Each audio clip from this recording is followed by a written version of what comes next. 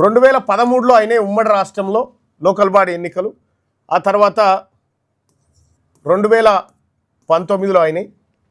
ఇప్పుడు 2025. సో దీని సంగతి ఏందో చూద్దాం. కానీ 2013లో మనకు లోకల్ బాడీ ఎన్నికలైనప్పుడు బీసీలకు దక్కినటువంటి రిజర్వేషన్ ఎంత అంటే 33.4% రిజర్వేషన్ అప్పుడు దక్కింది.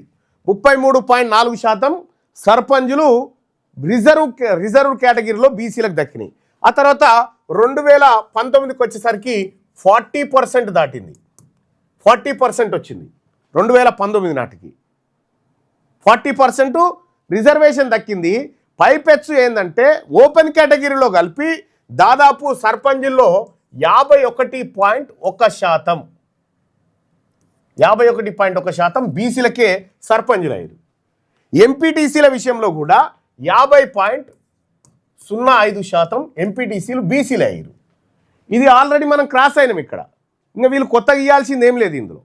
ఇక్కడ ఇప్పుడు ఏం చెప్తా ఉన్నాడు ఈయన, ఆల్రెడీ మనం 50 దాటిపోయినాం కదా, దీన్ని 42% ఇస్తామని ఓ దొంగ డ్రామా.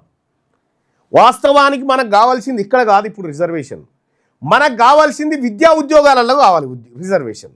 విద్యా ఉద్యోగాలలో రిజర్వేషన్ వచ్చినంటే మొన్న గ్రూప్ 1 పోస్టులు దాదాపు 563 భర్తీ చేసిరు. అందులో 42% రిజర్వేషన్ దొరికినుంటే ఇలా బీసీ బిడ్డలు రేపు పొద్దుగాల కలెక్టర్లుగా ఎస్పీలుగా ఉండేటోళ్ళు. అక్కడ ఉద్యోగాలు ఇవ్వకుండా దొంగతనంగా దాన్ని భర్తీ చేసుకొని రాని దానికోసం అసలు ఇది రావాలంటే ఏం చేయాలి? పోనీ ఈ 42% రిజర్వేషన్ రావాలంటే ఏం చేయాలి? కోర్టులు ఏమడుగుతా ఉన్నాయి ప్రభుత్వాలని? కోర్టులు ఏమడుగుతున్నాయి? ఏదయా లెక్కేదయా అని అంటుంది.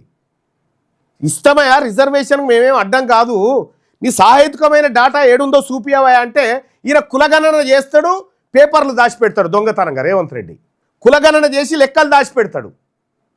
కులగణన లెక్కలు ఎవడు దాచిపెడతాడు? దొంగ దాచిపెడతాడు, భయపడేటోడు దాచిపెడతాడు. ఈ భయపడేటువంటి పిరికి ప్రభుత్వము, ఈ బీసీల లెక్క చెప్పడానికే భయపడుతున్నటువంటి ప్రభుత్వము బీసీలకు రిజర్వేషన్ ఇచ్చి బీసీలను ముందుకు తీసుకొస్తుందా?